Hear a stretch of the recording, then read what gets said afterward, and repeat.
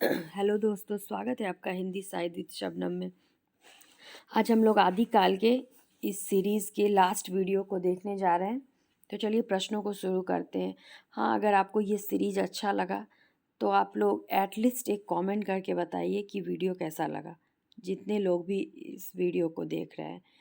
तो चलिए शुरू करते हैं प्रश्न को। ये लास्ट से वीडियो है।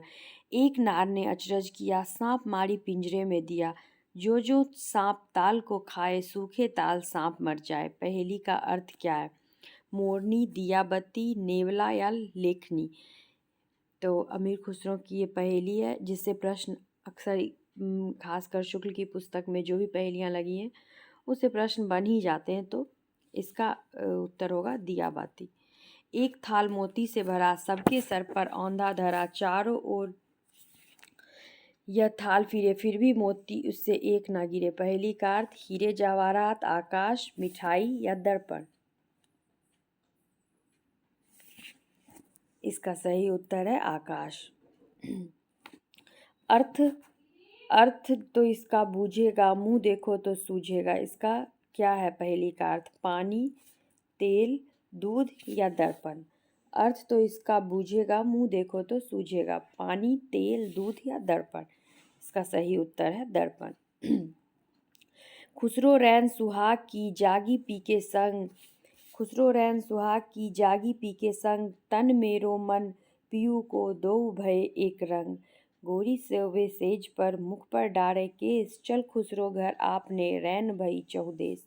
यह प्रश्न पूछा जाता है। तो यहाँ आप ये बताइए कि इस दोहे या गीत जो दोहे और गीत जो है, ये इसका कौन सी भाषा में है? इसमें कौन सी भाषा है? तो अवधी, खड़ी बोली, ब्रज भाषा अर्थात मुख प्रचलित काव्य भाषा या फिर मैथिली।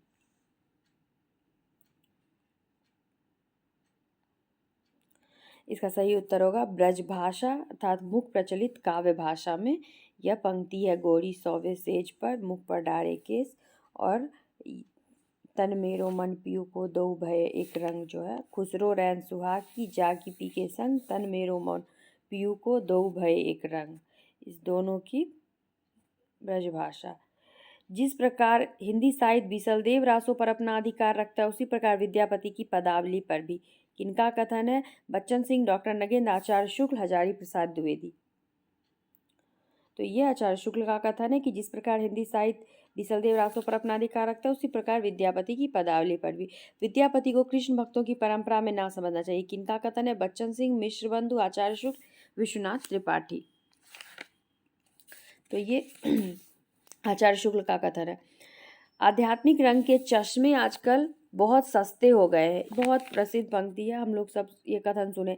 उन्हें चढ़ाकर जैसे कुछ लोगों ने गीत गोविंद के पदों को आध्यात्मिक संकेत बताया है, वैसे ही इनके इन पदों को भी। यहाँ शुक्ल जी ने किनकी बात कही है?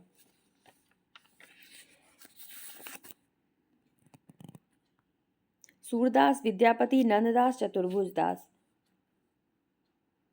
ये जो कथन है कि उन्हें चढ़ाकर जैसे कुछ लोगों ने गीत गोविंद के पदों को आध्यात्मिक संकेत बताया है, वैसे ही इनके इन पदों को भी। तो यहाँ विद्यापति की बात की है उन्होंने कि वैसे ही विद्यापति के इन पदों को भी।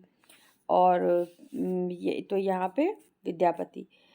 हिंदी साहित्य के इतिहास की एक विशेषता यह भी रही है कि एक विशिष्ट काल में किसी रूप की जो काव्य सरिता वेग से प्रभावित हुई, वह यद्यपि आगे चलकर मंद गति से बहने लगी, पर 900 वर्षों के हिंदी साहित्य के इतिहास में हम उसे कभी सर्वथा सूखी हुई नहीं पाते। आचार्य शुक्ल का ये कथन किस प्रकरण में है?